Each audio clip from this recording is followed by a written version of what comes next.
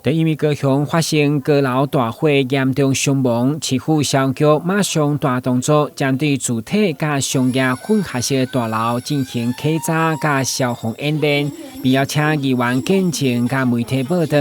副议员李宗成相当不满，有关台南有50栋消防违规列管的，质疑平时拢无检查甲改善，哪到发生代志才要稽查，互外界有作秀的感受。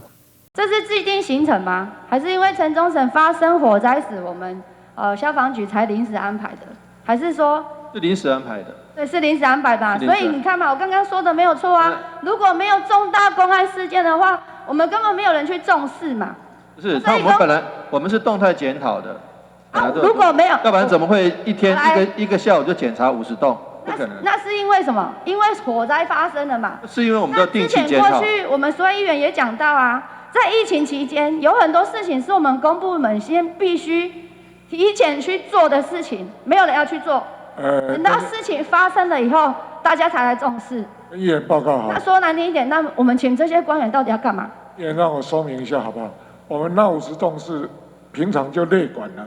平常列管啊，重点是你们平常没有人去重视啊。有，就是我们有去重视，你确定有吗？因为那5家不合格，就是在发生之前我们就检查过了。议员进一步关心安南区国体老旧建筑无管委会项目上矮，佮堆满杂物，反而影响到救灾，要求市府重视，持续关心这群弱势居民的消防公安。